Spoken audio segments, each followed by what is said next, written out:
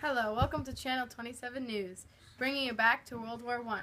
The assassination of Archduke Franz Ferdinand and his wife on a visit to Austria to Germany was the start of the First World War. The Black Hand was the assassins in this horrible event. The Black Hand was a group of Serbs that wanted the creation of Greater Serbia by using violence. The Black Hand was led by Gavrilo Princip, who was the shooter of Archduke Franz Ferdinand and his wife.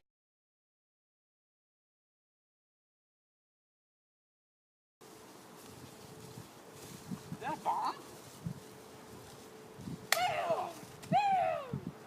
Schlieffenplan was when Germany assumed that Russia would take at least 6 weeks to mobilize, France would be easily defeated in 6 weeks, Belgium would not resist any German attack, and Britain would remain neutral. On August 2, 1914, the Schlieffenplan was put into operation. Germany's army invaded Luxembourg and Belgium. Belgium fought back because they believed that they were a country, not a road. The two sides of war were the Triple Alliance, which is made up of the United Kingdom, France, and Russia. The Triple Entity was made up of Germany, Austria, and Italy.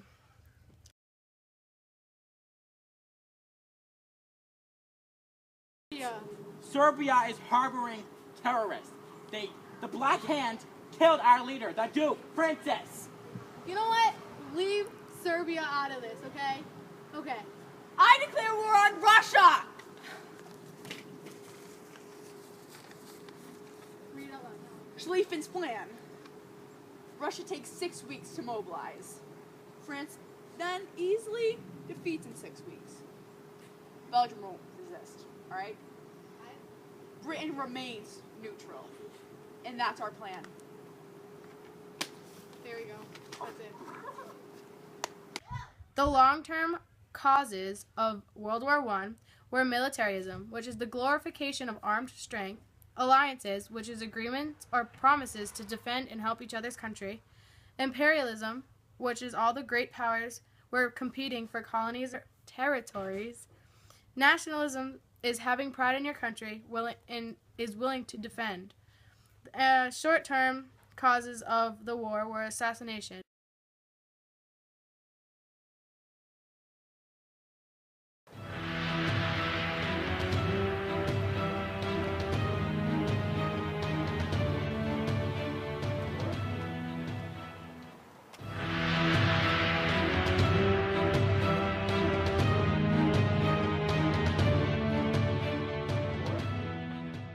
Into the trenches!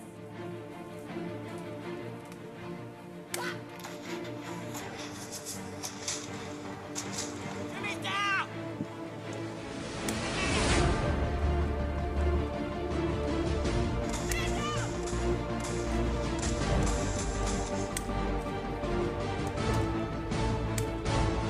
No man's land!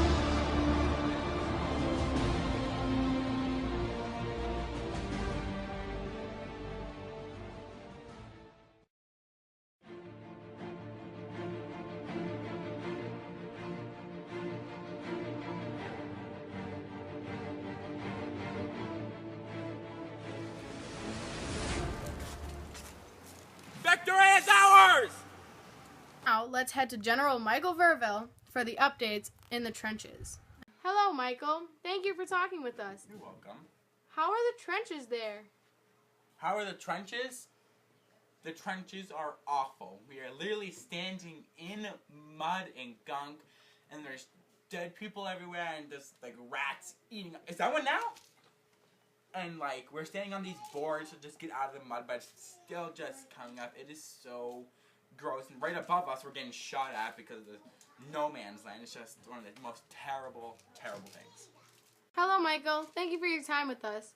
So how was the trenches that day on Christmas? Christmas was probably the best day on the trenches. Both sides decided to put our guns down, and we joined together, and we drank drinks, and ate food, and sang songs. It was just one of the best days. But the next day, it was back to shooting and killing and all that. Oh, that's unfortunate. A little bit. Thank you, Michael. You're welcome. Thanks, Gianna. There were many people who were involved with the rise of the dictators. The rise of the dictators was a period after World War I where the Depression in Europe gave rise to the dictators in Spain, Italy, and Europe. People started losing hope and wanted a leader that could solve all their problems. The strong leader promised solutions to the country's problems. These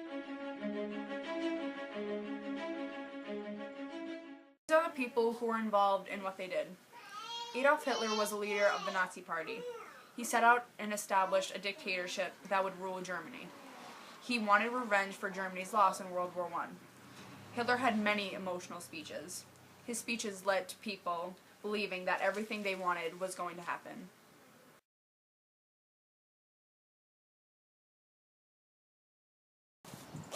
You and I need to come up with a way for people to like us.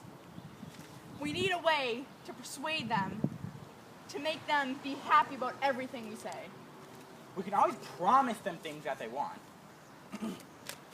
Yeah, we can give them, the middle-class people, a better business and farmers higher priced produce. Yeah, that works for them, but what about the unemployed workers? What should they do? We could pay them to work for you and I. Yeah, but then they'd be more of servants. We want them to, like, do things. We should have them, like, build roads or stadiums, stuff like that. Yes, that's perfect. You should write a speech. Yes.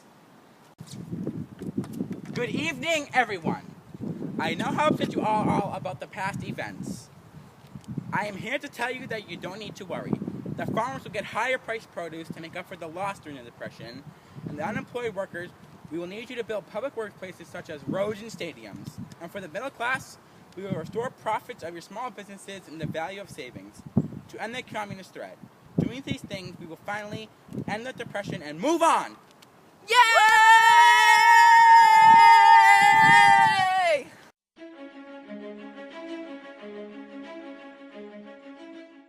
Charles de Gaulle was one of the greatest military heroes of France during World War I. He believed in a strong national government. Charles saved the nation from civil war.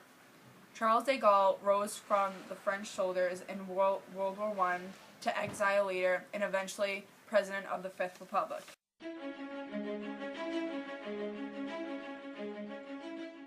Douglas MacArthur was an American general for the Philippines. He was a supreme commander for the Allied powers. Under MacArthur's direction, the Japanese set up a non-military and democratic government. He was part of both World War I and World War II. At the start of World War II, MacArthur was promoted to major and assigned to what they were essentially intelligent and administrative units. During World War II, he launched a number of successful offensive operations against the Japanese military in the region.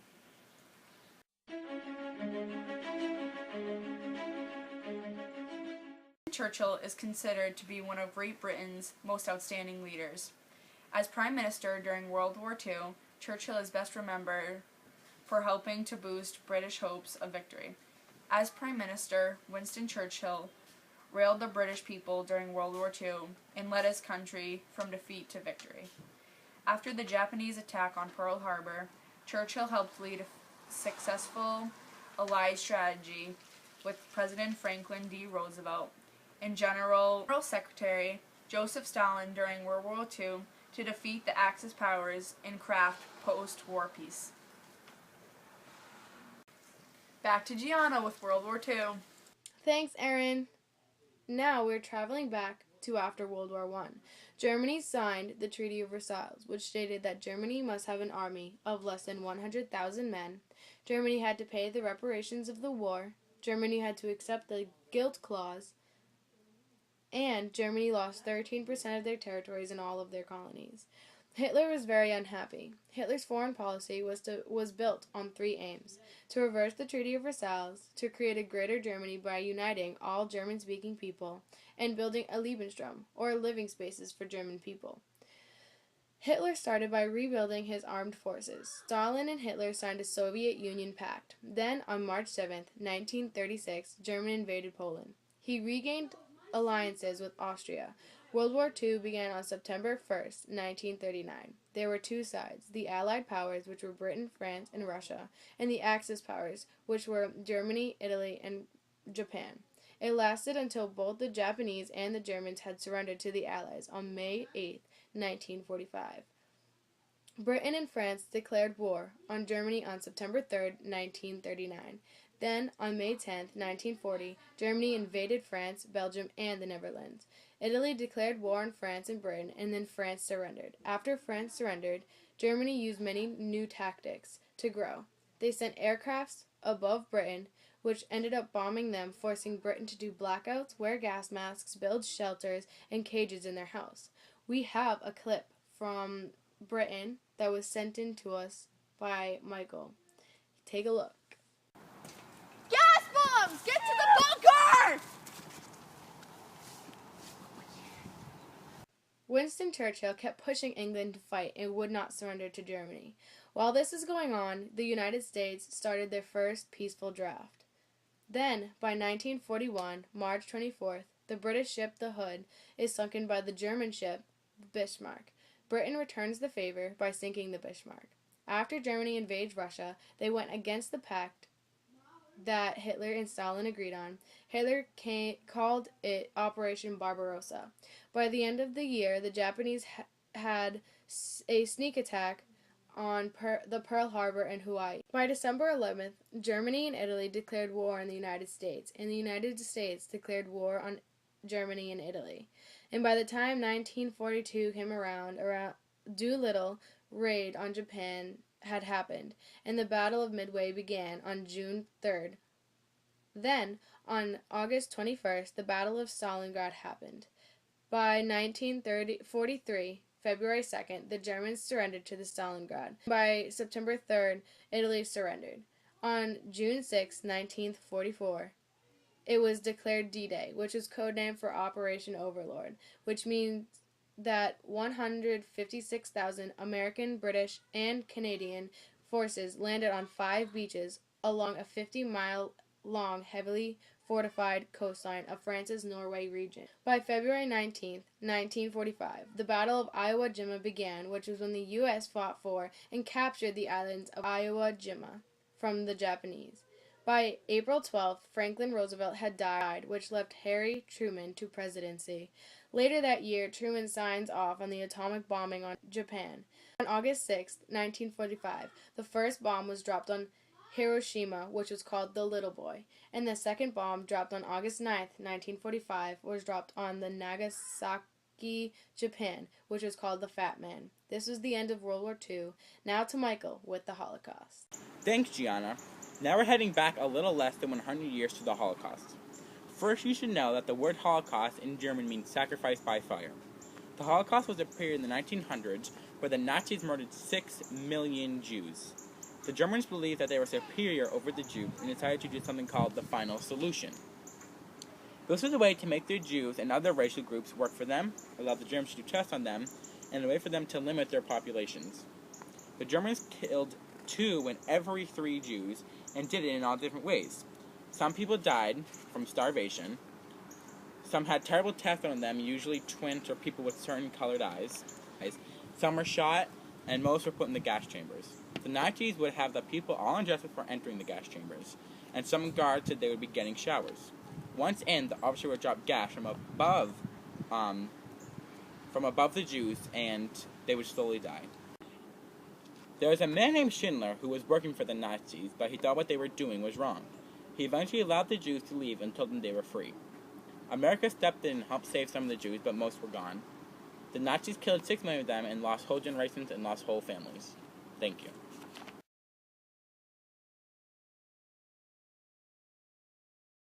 I'm tired of these Jews. We have to get them and conceal them. Get them to the ghettos! Yes, sir!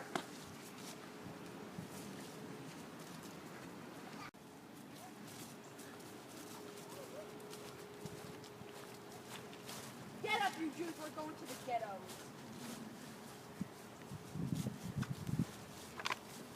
Follow behind now.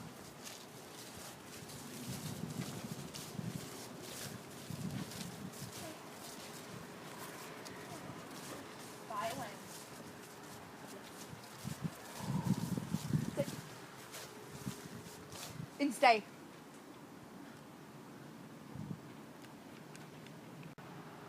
Get up! Evacuate! Let's go! Go!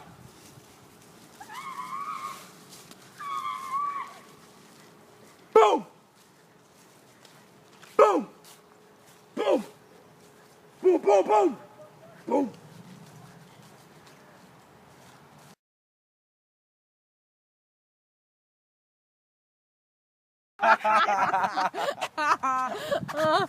Oh my god. Mike. Oh my god. Oh my god! Doesn't know what was. I'm dying. Oh my god. And Aaron starts dying. Well, I meant, what are we doing for that? are you sure? No, your face. I'm sure. No, your face, Mike. You were like, what's World that? War II was Hitler.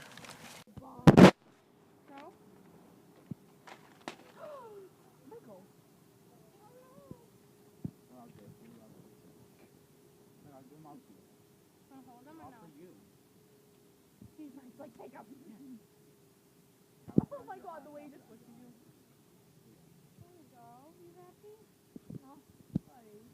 There's one more.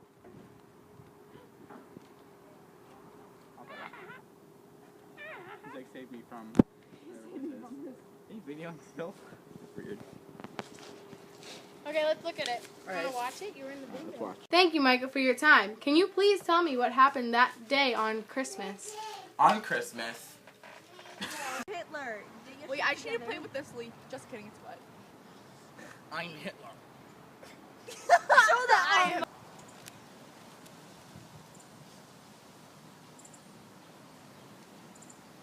Hold on, stop. Oh my god, stop dancing. Stop poking that! Oh, yeah. No face!